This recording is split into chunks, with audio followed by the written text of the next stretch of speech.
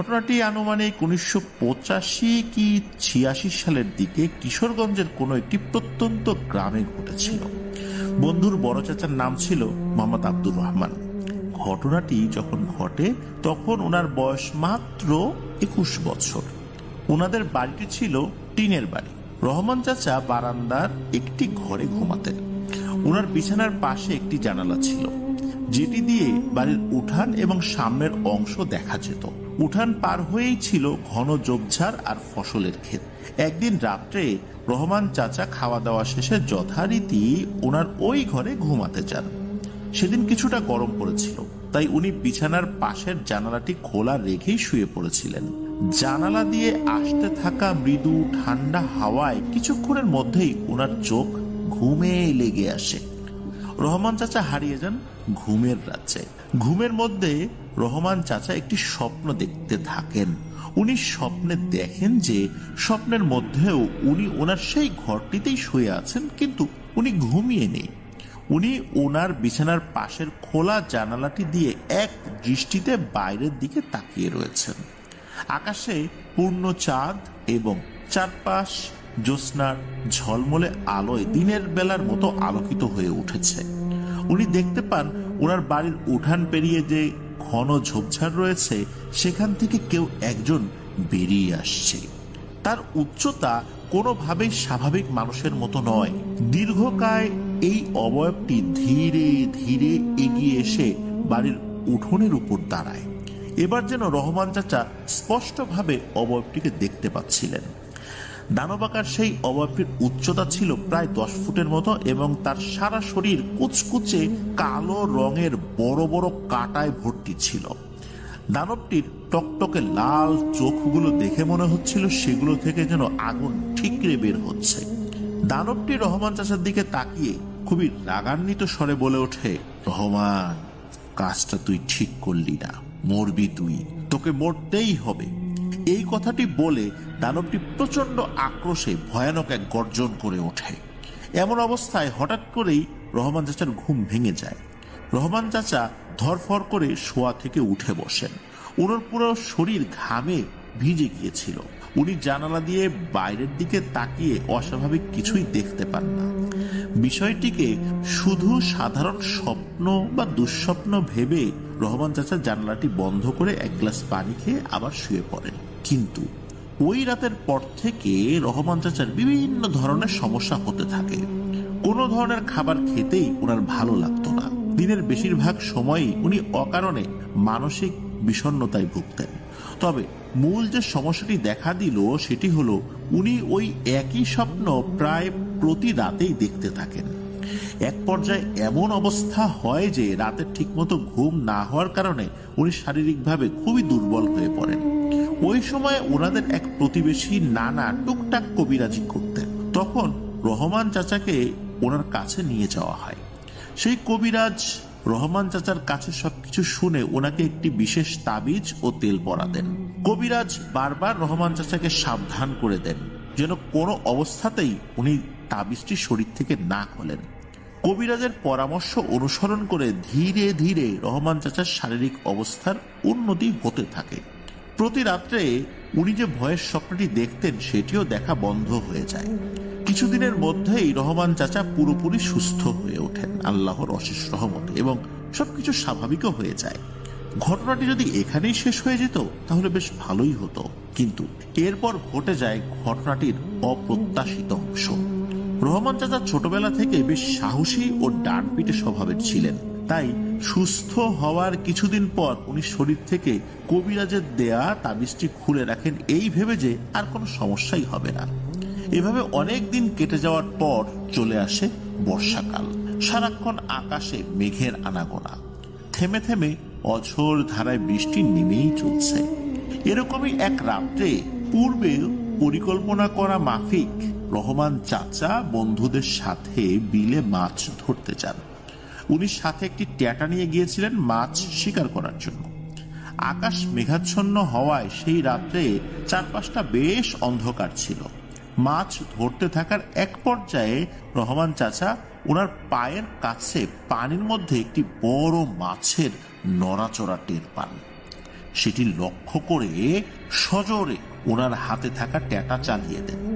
উনি বুঝতে পারেন যে ট্যাটাটি পানির নিচে থাকা মাছের শরীরে বিদ্ধ হয়েছে, কিন্তু রহমান চাচা যখন ট্যাটাটি ধরে উপরের দিকে তুলতে যাবেন তখন উনি কিছুতেই সেটি টেনে তুলতে পারছিলেন না। এমনটা মনে হচ্ছিল যে সেটি বোধহয় পানির তলদেশে কোনো কিছুর সাথে জোরালোভাবে আটকে গিয়েছে। বিষয়টি ভালোভাবে বোঝার জন্য পানিতে হাত নামিয়ে দিতেই তীব্র ব্যথা ও আতঙ্কে রহমান চাচা চিৎকার করে ওঠেন। পানির নিচে হাত দিতেই উনি বুঝতে পারেন ট্যাটাতে বিদ্ধ যে মাছটিকে উনি স্বাভাবিক বড় আকারের একটি মাছ ভেবেছিলেন সেটি আদতে কোনো সাধারণ মাছ নয়। রহমান চাচা হাতের স্পর্শে বুঝতে পেরেছিলেন যে বিশাল আকৃতির এই অবয়বটির সারা শরীর ভর্তি বড় বড় কাঁটা, যেগুলোর কয়েকটি ওনার হাতের তালুতে বিঁধে গিয়েছিল। আচমকা ব্যথা পেয়ে যখনই রহমান চাচা অন্য হাতে ধরে থাকা ট্যাটার উপরের অংশ ছেড়ে দিয়েছেন, তখনই পানির নিচে থাকা সেই ভয়ানক জিনিসটি প্রবল বেগে একটি ঝাড়া দিয়ে ট্যাটাবিদ্ধ অবস্থাতেই পানির গভীরে চলে যায়। এদিকে রহমান চাচার চিৎকার শুনে আশপাশে থাকা ওনার বন্ধুরা সাথে সাথে ছুটে আসেন। ওনার হাতে প্রচন্ড ব্যথা করছিল এবং হাতের তালুতে অনেক জ্বালা পোড়া করছিল। সবাই মিলে রহমান চাচাকে তাৎক্ষণিকভাবে ওনার বাড়িতে নিয়েও আসেন। বাড়িতে ফিরে উনি ওনার পরিবারের সদস্যদেরকে পুরো বিষয়টি খুলে বলেন। তখন অনেকে বলেন রহমান চাচার হাতে হয়তো বিষাক্ত কোনো কিছুর খোঁচা লেগেছে। ওনার আম্মা প্রাথমিকভাবে কিছুটা হলুদ বেটে ওনার হাতের তালুর লাল হয়ে যাওয়া জায়গাটিতে লাগিয়ে দেন।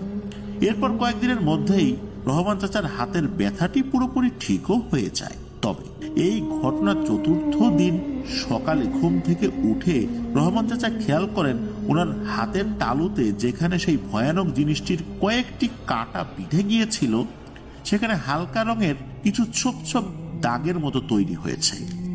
প্রথমে বিষয়টি তেমন গুরুত্ব সহকারে না নিলেও ধীরে ধীরে ওই ছোট ছোট কালো দাগগুলো হাতের তালু থেকে ওনার পুরো শরীরে ছড়িয়ে পড়তে থাকে।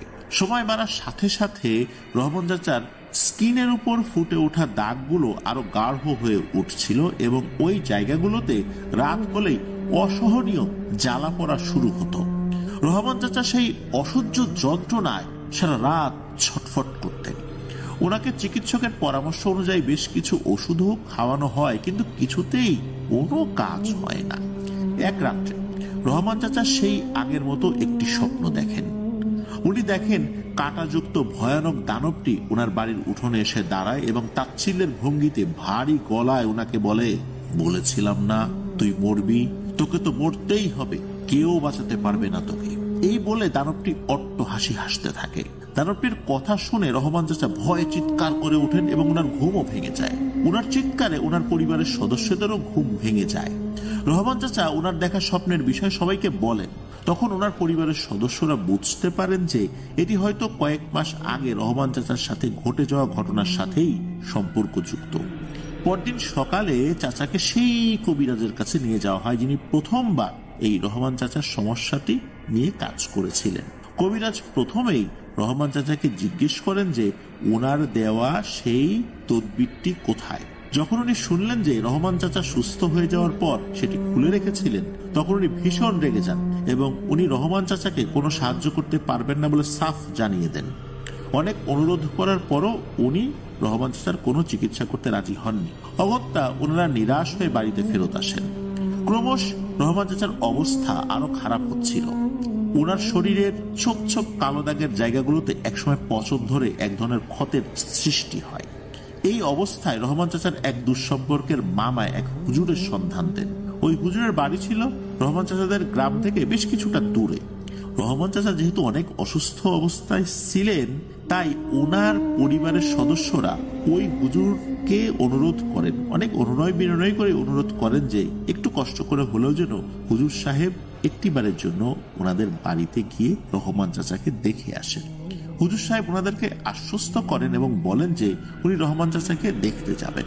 কয়েকদিন পর থেকে মোটামুটি রহমান চাচা শরীরের ব্যথা একটু কম অনুভূত করতে থাকেন। আর এই কয়েকদিন পর এক সন্ধ্যায় হুজুর সাহেব রহমান চাচাদের বাড়িতে আসেন। উনি রহমান চাচাকে ভালোভাবে পর্যবেক্ষণ করেন। হুজুর সাহেব রহমান চাচার কাছে প্রথম থেকে শেষ পর্যন্ত যা যা ঘটেছে সবকিছু শোনেন। এরপর উনি চাচার পরিবারের সদস্যদেরকে বলেন পরদিন চাচার সাথে দেখা করতে। হুজুর সাহেবের কথা মতো পরদিন রহমান চাচার পরিবারের সদস্যরা ওনার সাথে দেখা করতে যান। হুজুর সাহেব বলেন, আমি রহমানকে প্রথম দেখাতেই বুঝতে পেরেছিলাম যে আপনারা আমার কাছে আসতে অনেক দেরি করে ফেলেছেন। আমাকে আপনারা ক্ষমা করবেন। রহমানের এখন যে অবস্থা তাতে আমার কিছুই করার নেই। হুজুর যখন এই কথা বললেন এবং হুজুর সাহেবের মুখে এই কথা শুনে রহমান সাহেবের পরিবারের সদস্যরা ভেঙে পড়েন। রহমান চাচার আব্বা হুজুরকে জিজ্ঞেস করেন এমন কি ঘটেছিল রহমানের সাথে যার কারণে ওর এই করুণ অবস্থা। তখন হুজুর বলেন, রহমান স্বপ্নে যে কাঁটাযুক্ত অবয়বটিকে দেখে সেটি আসলে ভয়ঙ্কর এক দানব। আমি জানার অনেক চেষ্টা করেছি যে কেন দানবটি রহমানের ক্ষতি করেছে, কিন্তু আমি প্রকৃত কারণটি জানতে পারিনি। এছাড়াও দানবটির পরিচয় এবং তার সম্পর্কে বিস্তারিত তথ্য জানার বারংবার চেষ্টা করেও আমি ব্যর্থ হয়েছি। তবে শুধু এতটুকু জানতে পেরেছি যে রহমানের কোনো একটি ভুলের কারণে দানবটি খুবই রাগান্বিত হয়। দানবটি চাইলে অনেক আগে রহমানকে মেরে ফেলতে পারত, কিন্তু সে সিদ্ধান্ত নেয় যে রহমানকে সে তিলে তিলে যন্ত্রণা দিয়ে মারবে। তাই সে রহমানের উপর প্রভাব বিস্তার করে এবং রহমানের স্বপ্নে এসে বিভিন্নভাবে ভয় দেখাতে থাকে। তবে রহমান তার কি ক্ষতি করেছিল এটি জানা যায়নি, বা সেই বা কেন রহমানের উপর রেগে গেল, রেগে গিয়ে এই ধরনের ক্ষতি করছে এটাও জানা যায়নি। এরপর কবিরাজের পরামর্শ রহমান যতদিন মেনে চলেছে ততদিন ওই দানবটি প্রচন্ড শক্তিশালী হওয়া সত্ত্বেও রহমানের কাছে আসতে পারেনি। কিছুদিন পর রহমান যখন বন্ধুদের সাথে মাছ ধরতে যায় তখন ওই দানবটি রহমানের ক্ষতি করার জন্য একটি দারুণ সুযোগও পেয়ে যায়। সে একটি মাছের রূপ ধারণ করে রহমানকে প্রলোভন দেখায়। ওর কাঁটায় থাকা মরণঘাতী বিষাক্ত পদার্থ রহমানের শরীরে প্রবেশ করিয়ে দেয়।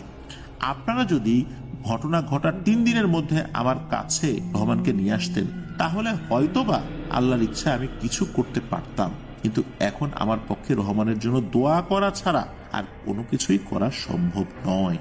হুজুর সাহেবের কাছ থেকে বিদায় নিয়ে রহমান চাচার পরিবারের সদস্যরা বাড়িতে ফিরে আসেন।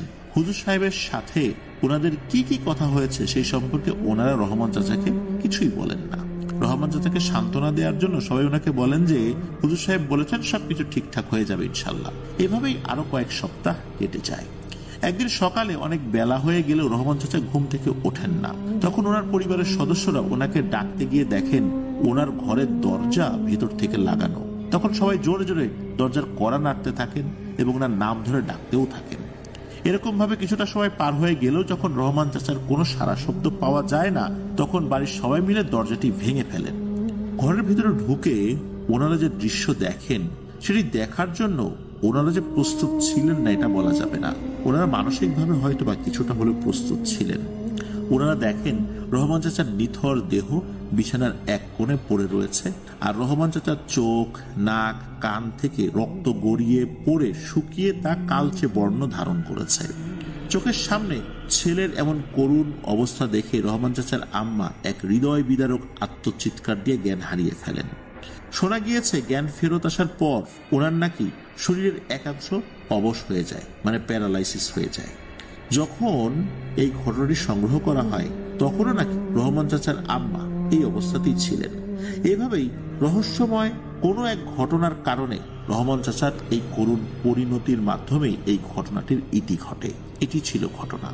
প্রিয় লিসেনার্স, আপনাদের কাছে কি মনে হয় কি হতে পারে? কেনই বা রহমান চাচার সাথে এমনটা হলো যেটা হুজুরও জানতে পারলেন না? আমি এ বিষয়ে একটু কথা বলতে চাই। সেটি হচ্ছে যে এমন ধরনের কিছু জিন রয়েছে যেগুলো সম্পর্কে কোনো তথ্য সচরাচর জানতে পারা যায় না। এর আগে আমরা একটি ঘটনা শেয়ার করেছিলাম। সেই ঘটনায় একটি ব্যাঙ ছিল, ব্যাঙের মনি রিলেটেড একটি ঘটনা ছিল, যেখানে ওই ব্যাঙটিকে আঘাত করা হয়। এরপর ভয়ঙ্কর ধরনের পরিণতি নেমে আসে এই আঘাতকারী ব্যক্তির উপরে। জিনেদের মাধ্যম দিয়ে খোঁজ খবর নেওয়ার চেষ্টা করা হয়।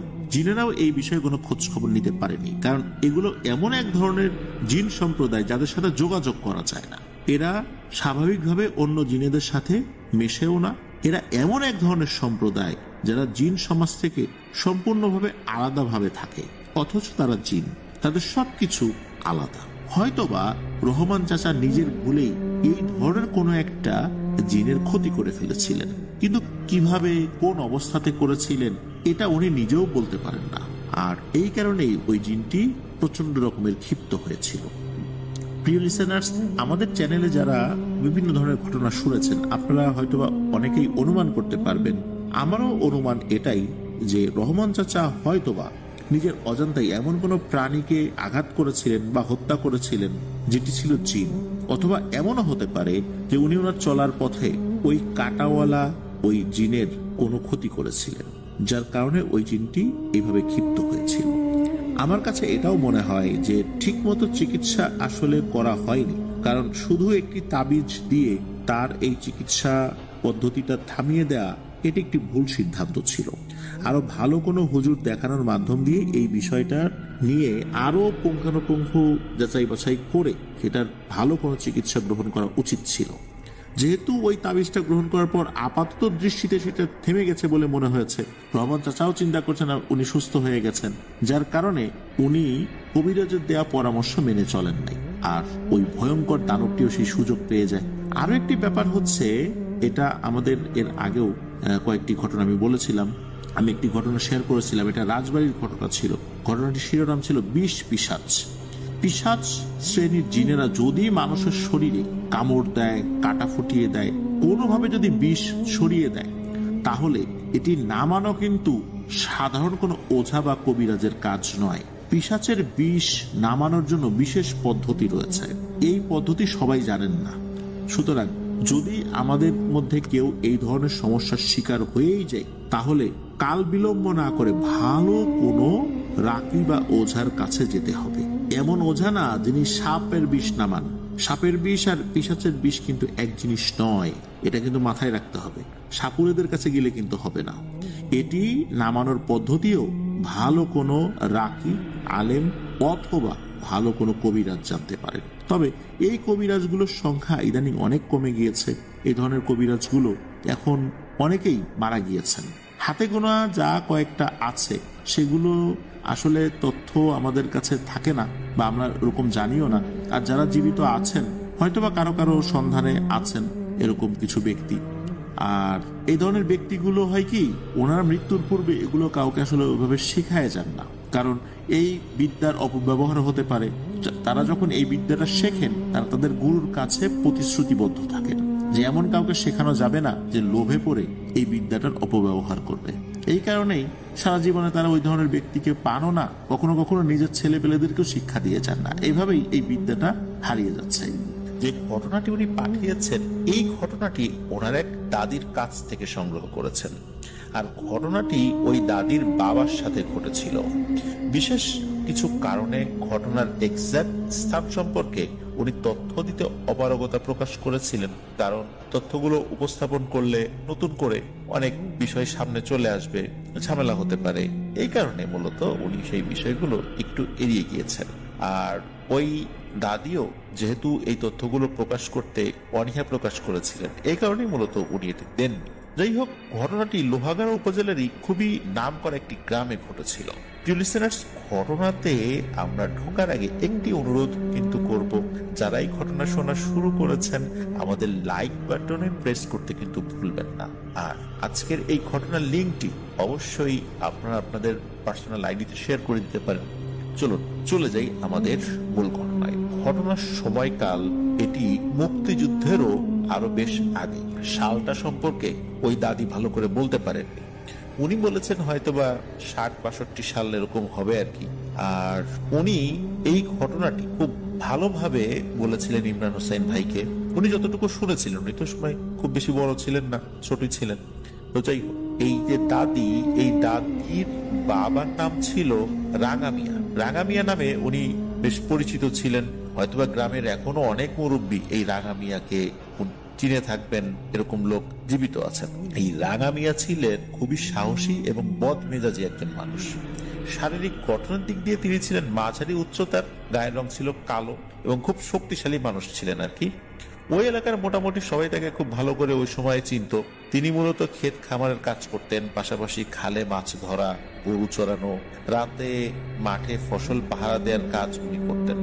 আর যেহেতু উনি খুব বদমেজাজি মানুষ ছিলেন, এতটাই বদমেজাজ ছিলেন যে প্রতিবেশী যারা ছিলেন তাদের কোনো গবাদি পশু যদি ভুল করে তার বাড়ির আঙিনায় চলে আসতো, তাহলে এই রাঙা মিয়া হাতের কাছে যা পেত তাই দিয়ে ওগুলোকে আঘাত করত আর তাদের মালিকদেরকে অকথ্য ভাষায় গালিগালাজ করত। তো একদিন সন্ধ্যার দিকে, তখন মাগরিবের আজান দেয়নি, দিবে দিবে ভাব, মানে সন্ধ্যা নেমে এসেছে। ওই সময় তো আসলে এরকম ঘড়ির সময় ধরে আজান দিত না, তখন দেখতো সন্ধ্যা লেগে আসছে তখন আজান দিত, কারণ অনেক মসজিদে তো তখন ঘড়ি ছিল না, অনুমানের উপর ভিত্তি করে সাধারণত দিত, যেটা অনেক আগে থেকে হয়ে আসছে ওইভাবে আর কি। তো যাই হোক, তো এই রাঙা মিয়া মাঠ থেকে বাড়িতে আসেন। তো বলে রাখা ভালো, ওনাদের বাড়ির উঠোনের এক পাশে কিছু শাক সবজি লাগানো ছিল। তখন এই রাঙা মিয়া দেখেন একটি কালো গরু এই সবজি খেতে ঢোকার চেষ্টা করছে এবং চারপাশের বেড়াটা ভেঙে ফেলেছে। উনি তো এমনিতেই বদমেজাজি মানুষ, আর এটা দেখে তো তার মেজাজ আরো খারাপ হয়ে যায়। তিনি কাউকে কিছু না বলে একটা মোটা লাঠি নিয়ে সোজা গরুটাকে পেটাতে থাকে। গরুটা তখন তার ভাষায় আত্মচিৎকার করতে থাকে। এভাবে অনেকক্ষণ ধরে ওই গরুটাকে তিনি পেটান। গরুটা খুব আহত হয়। এরপর তিনি ওই গরুটাকে একটা গাছের সাথে বেঁধে রাখেন। তারপর তিনি বাড়ির ভিতরে ঢুকে তার স্ত্রীকে গালিগালাজ শুরু করেন। সে কেন এটা খেয়াল করেনি, এটাই তার অপরাধ। তারপর তার স্ত্রী তাকে বলে যে কোথায় গরু, চলো, আমি তো কোনো শব্দ পাইলাম না, কোনো বেড়া ভাঙার শব্দ তো আমি শুনলাম না। তখন রাঙা মিয়া তার স্ত্রীকে দেখানোর জন্য নিয়ে আসেন যেখানে ওই গরুটাকে বেঁধে রাখা হয়েছে, এবং গরুটা যে সবজি ক্ষেত নষ্ট করছিল, বেড়া ভেঙে ফেলেছে, সেটাও দেখানোর জন্য আর কি নিয়ে আসেন আর কি। তারা দুজনে আসেন, দেখে যে সবজি ক্ষেতটার বেড়া এলোমেলো ঠিকই, কিন্তু তিনি যে গরুটাকে বেঁধে রেখেছিলেন গাছের সাথে সেটিকে আর কোথাও দেখা যাচ্ছে না। রাঙা মিয়া তো অবাক, গরুটা গেল কোথায়? তিনি তো বেশ শক্ত করে গাছের সাথে বেঁধে রেখেছিলেন, কোনো গরু তো এভাবে ছুটতে পারে না। যাই হোক, তিনি চিন্তা করেন হয়তো কোনোভাবে ছুটে গেছে, যেতেই পারে, কিংবা যার গরু সে এসে খুলে নিয়ে গেছে। তারপর তিনি হাত মুখ ধুয়ে রাতের খাওয়া দাওয়া করে শুয়ে পড়েন। তখনকার দিনে কিন্তু সন্ধ্যার পরপরই রাতের খাওয়া খেয়ে সবাই শুয়ে পড়ত। মাঝ রাতে তিনি একটা স্বপ্ন দেখেন। তিনি দেখেন তিনি একটা ফাঁকা মাঠের ভিতর, সেখানে উঁচু একটা ঢিবির মতো, তার উপর তিনি দাঁড়িয়ে আছেন। চারদিকে মোটামুটি বেশ অন্ধকার। তারপর তিনি একটা শব্দ শুনতে পান। শব্দটা ছিল এমন, যদি কোনো গরু বা ষাঁড় রাগে ফসফস শব্দ করতে থাকে যেমন শোনায়, ঠিক তেমন। ধীরে ধীরে শব্দটা তীব্রভাবে বাড়তে থাকে। হঠাৎ করে তিনি দেখেন তার চারপাশে কয়েকজন চোখ ভেসে ওঠে। চোখগুলো ছিল আগুনের গোলার মতো টকটকে লাল। মনে হচ্ছিল চোখগুলো খুবই রেগে আছে তার উপর। এরপর তিনি ভয়ঙ্কর একটা বিষয় লক্ষ্য করেন। এতক্ষণ তো কয়েকজোড়া চোখ ছিল, এখন সেগুলো আস্তে আস্তে মনে হচ্ছে বৃদ্ধি পাচ্ছে। যতদূর তার চোখ যায় শুধু সেই আগুনের গোলার মতো চোখ দেখতে পাচ্ছেন তিনি, আর সেই সাথে চোখগুলো এক একটা অবয়বে পরিণত হচ্ছে। একসময় তিনি দেখেন সেগুলো বিশাল বিশাল এক একটা গরুতে রূপান্তরিত হচ্ছে। গরুগুলো তার দিকে রাগান্বিত দৃষ্টিতে তাকিয়ে আছে। তখন এই রাঙা মিয়া ভয়ে একদম পাথর হয়ে যান। তখন অবয়বগুলোর মধ্যে থেকে একটা অবয়ব বলে ওঠে, কিরে রাঙা মিয়া, তোকে তো এত সহজে ছাড়বো না। তুই আমার শরীরে আঘাত করেছিস। তুই যেভাবে আঘাত করেছিস, এটা কোনো মানুষ তার নিজের পালিত গরুকেও শত অপরাধের পরেও এরকম আঘাত করে না। তুই আমার উপর যে নির্যাতন করেছিস, এটি আমি ভুলতে পারছি না। এই কথা বলেই এই গরুগুলো, মানে যেগুলো ছিল সবগুলো তার উপর ঝাঁপিয়ে পড়ে। তখন চিৎকার দিয়ে রাঙা মিয়া ঘুম থেকে লাফিয়ে ওঠে। পাশে তার স্ত্রী ছিল, তিনিও ধর্মর করে উঠে বসেন। তারপর তার স্ত্রীকে তিনি সবকিছু বলেন যে তিনি স্বপ্নে কি দেখেছেন। তার স্ত্রী বলে, ও কিছু না, এটা দুঃস্বপ্ন। রাঙা মিয়াও তাই ভাবেন যে এটা দুঃস্বপ্নই হবে। এভাবে কয়েকদিন অতিবাহিত হয়ে যায়। রাঙা মিয়া মাঝে মধ্যেই সেই একই স্বপ্ন দেখতে থাকে। তখন এই রাঙা মায়ের স্ত্রী বিষয়টি উপলব্ধি করতে পারেন যে কোনো একটা সমস্যা হচ্ছে তার সাথে। তখন তিনি এই রাঙা মিয়াকে নিয়ে একজন হুজুরের কাছে যান। হুজুর রাঙা মিয়াকে সাধারণ ঝাড়ফুঁক করে দেন, আর সাথে তেল পড়া পানি পড়া দিয়ে দেন, আর বলেন রাঙা মিয়া যে গরুটাকে আঘাত করেছিল সেটা হয়তো কোনো স্বাভাবিক গরু ছিল না, হতে পারে কোনো জিন ছিল। তবে হুজুর স্পষ্ট করে কোনো কিছুই বলতে পারেন না। তবে তিনি রাঙা মিয়াকে সাবধানে থাকতে বলেন। তারপর বেশ কিছুদিন পার হয়ে যায়, মানে মাসখানেক পার হয়ে যায় আর কি। রাঙা মিয়ার সাথে তেমন কোনো অস্বাভাবিক ঘটনা ঘটেনি, শুধু মাঝে মাঝে স্বপ্ন দেখাটা ছাড়া। একদিন রাঙা মিয়া তার এক আত্মীয়ের বাড়িতে যান বেড়াতে। এই আত্মীয়ের বাড়ি ছিল এই রাঙা মিয়াদের বাড়ি থেকে প্রায় 7 থেকে 8 কিলোমিটার দূরে। হেঁটে যাওয়া আসা করলে 2.5 ঘন্টার মতো লাগে সময়। তো রাঙা মিয়া যেদিন বাড়িতে চলে আসবেন ওই আত্মীয় বাড়ি থেকে, সেই আত্মীয় তাদের বাড়ির জন্য কিছু পিঠা বানিয়ে দেন। যে বাড়িতে যাচ্ছ নিয়ে যাও ছেলেগুলোর জন্য। তো রাঙা মিয়া সেগুলো নিয়ে রওনা হন। রওনা দিতে দিতে এশার আজান দিয়ে দেয়। আর এশা আজানের পরও 2-2.5 ঘন্টা হাঁটা তো কোনো ব্যাপার না আসলে। বেশ কিছুটা পথ উনি হেঁটে চলেও আসেন, কোনো সমস্যা হয় না। তো রাঙা মিয়ার বাড়ি পৌঁছাতে 1 কিলোমিটারের মতো পথ তখনও বাকি আছে।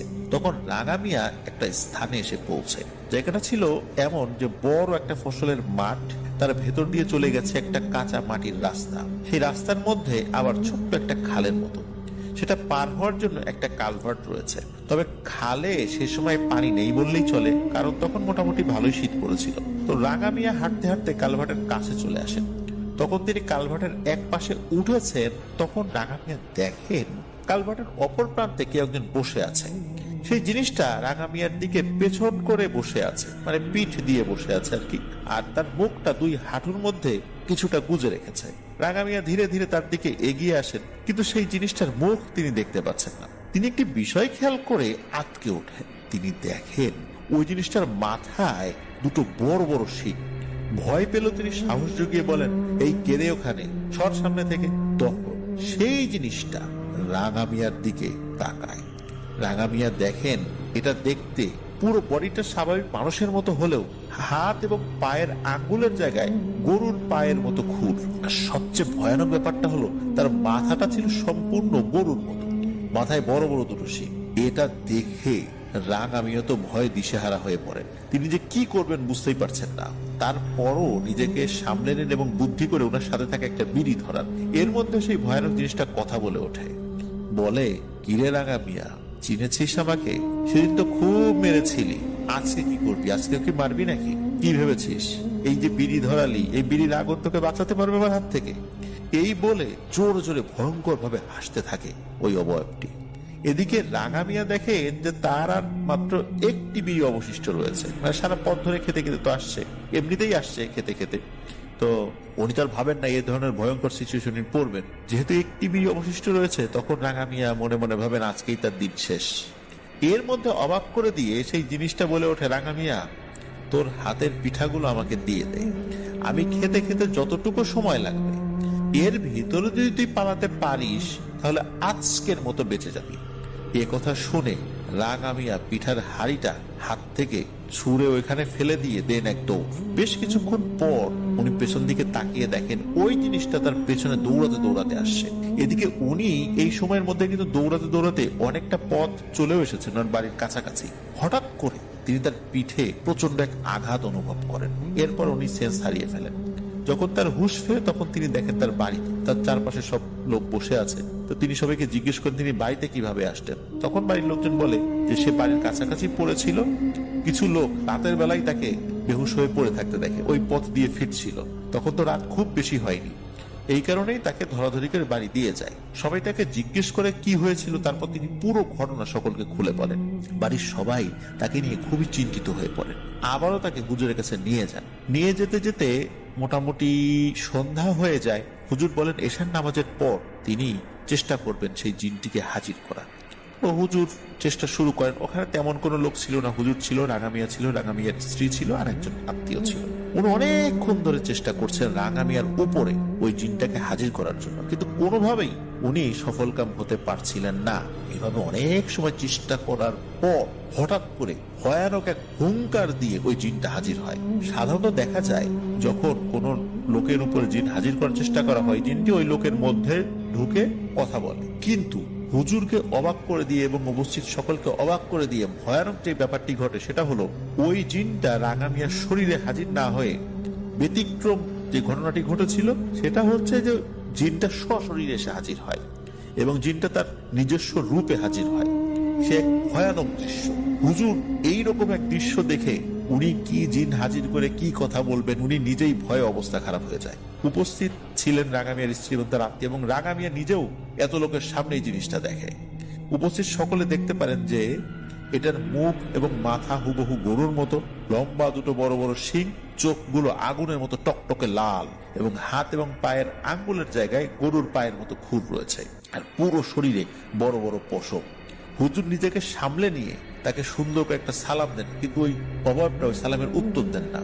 ওই জিনটা হুঙ্কার দিয়ে বলে ওঠে, এই হুজুর, তোর কি জীবনের মায়া নাই? আমাকে কেন বিরক্ত করছিস? আমাকে কেন এত ডাকাডাকি করছিস? তারপর হুজুর বলেন যে জনাব, আপনি কেন আল্লাহর এই বান্দাটাকে ভয় দেখাচ্ছেন? জিনটি আবারও হুঙ্কার দিয়ে বলে ওঠে, আমি ওকে কেন ভয় দেখাচ্ছি সেটা আমার কাছে জিজ্ঞেস না করে ওর কাছ থেকে শুনে নেই। আমি এতদিন ধরে ওর বাড়ির পাশে তাল গাছে থাকি। এই এলাকার কেউ কখনো বলতে পারবে যে আমি কাউকে ভয় দেখিয়েছি, কারো কোনো ক্ষতি করেছি? ওই দিন কোনো একটা কারণে আমার ওই ক্ষেতের মধ্যে ঢোকার প্রয়োজন ছিল, কিন্তু আমি আমার নিজের সুরতে ঢুকতে পারছিলাম না, এই জন্য গরুর সুরতে ঢুকছিলাম। আমি তো ওর ক্ষেত নষ্ট করিনি, খালি কয়েকটা বেড়ার জায়গা সরে গিয়েছিল।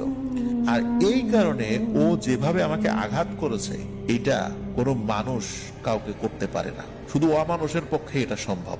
সুতরাং আমাকে হাজির করে ওর প্রতি সহানুভূতি দেখানোর কোনো ধরনের চেষ্টা হুজুর তুই করবি না।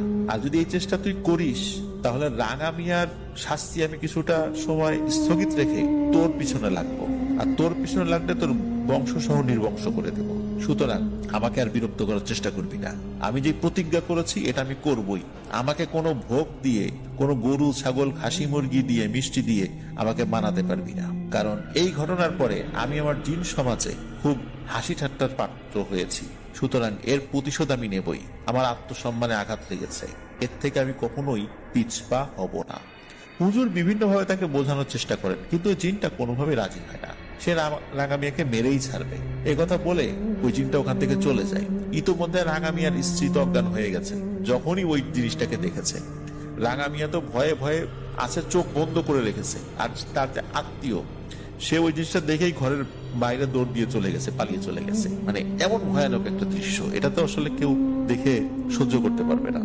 যাই হোক, হুজুর বলে দেন যে এটা তার পক্ষে সম্ভব না, ভালো কোনো হুজুরকে যেন তারা দেখায়। তখন তারা হতাশ হয়ে বাড়িতে ফেরত আসেন। বাড়ি আসার পথে কোনো সমস্যা হয়নি। তারা আরো ভালো কবিরাজ বা হুজুরের খোঁজ করতে থাকেন, কিন্তু তারা পাচ্ছিলেন না। যেখানেই শোনেন যে অমুক গ্রামে ভালো কোনো কবিরাজ আছেন, সেখানে তাকে নিয়ে যাওয়া হচ্ছিল, কিন্তু কাজের কাজ কিছুই হচ্ছিল না। ওই জিনটাকে কোনোভাবে আর হাজিরি করা যায় না। সবাই সাধারণ ঝাড়ফুঁক করে বলেছিল যে আরো ভালো কোনো কাউকে দেখাতে।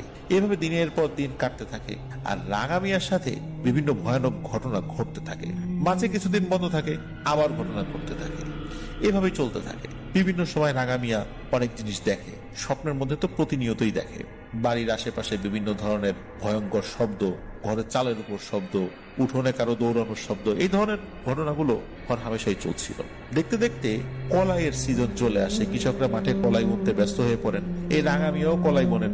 সেগুলো দেখতে দেখতে পাকাও শুরু করে। তখন রাঙা মিয়া চিন্তা করেন এগুলো তো রাত্রেবেলা পাহারা দেওয়ার দরকার, না হলে তো চুরি হয়ে যেতে পারে। এই ভেবে তিনি তার জমির উপর একটা কুড়ে ঘর তৈরি করেন, সেখানে থেকে ফসল পাহারা দেওয়ার জন্য। তিনি বেশ কয়েকদিন পাহারা শুরু করে দেন।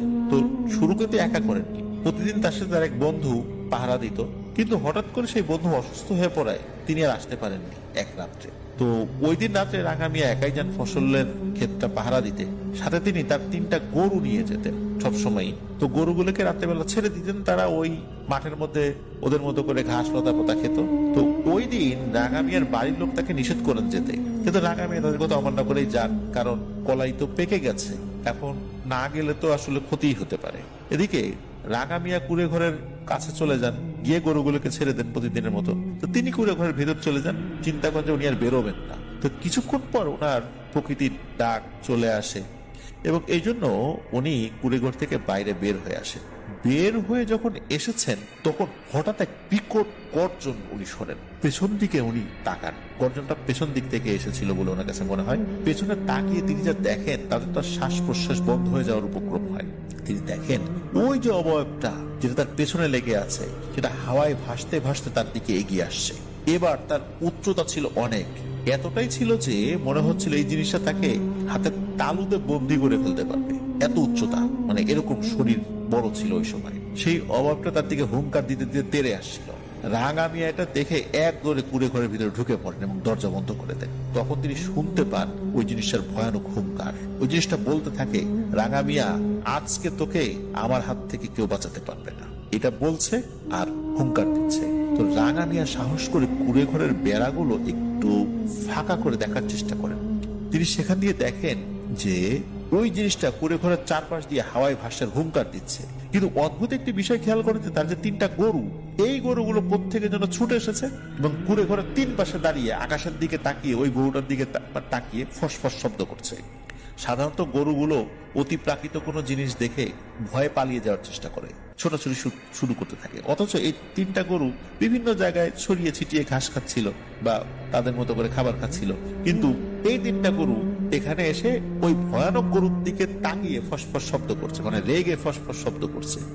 এটা দেখে রাঙা মিয়া খুব অবাক হন এবং ওই গরুগুলোর প্রতি উনি বেশ অনুরক্ত হয়ে যান, তাদের প্রতি আরো ভালোবাসা জাগে যে আমার এই গরুগুলো এই সময় পালিয়ে না গিয়ে এখানে এসে এরকম করছে, কারণটা কি এটা উনি বুঝতে পারেন না।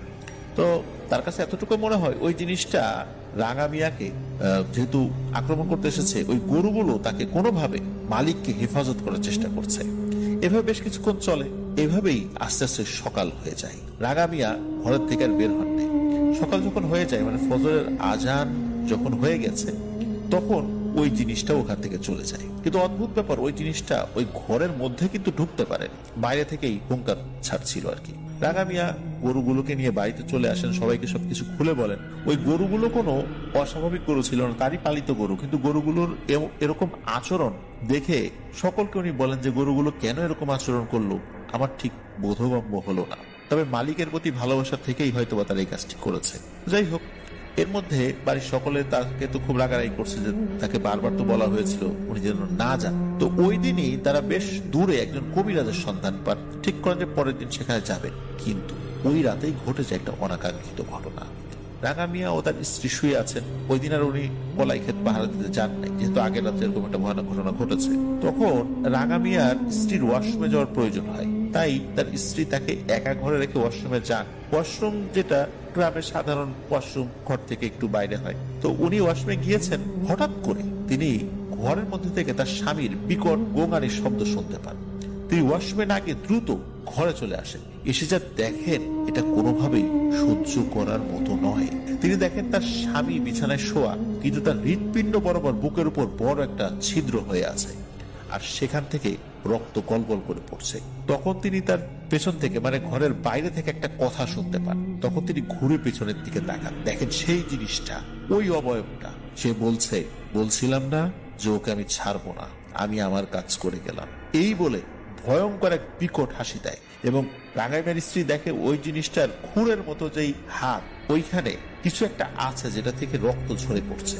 রাঙা মিয়ার স্ত্রীর আর বুঝতে বাকি রইল না যে এটা তার স্বামীর বুকের মধ্যে থেকেই কোনো একটা জিনিস বের করে নিয়ে হয়েছে। এরপর তিনিও চিৎকার দিয়ে বেহুশ হয়ে যান। পরবর্তী তার হুঁশ ফিরলে দেখেন সবাই তার চারপাশে, আর রাঙা মিয়ার নিথর শরীরটাও পড়ে আছে। পরে রাঙা মিয়াকে গোসল করানো হয়, দাফন কাফন করানো হয়।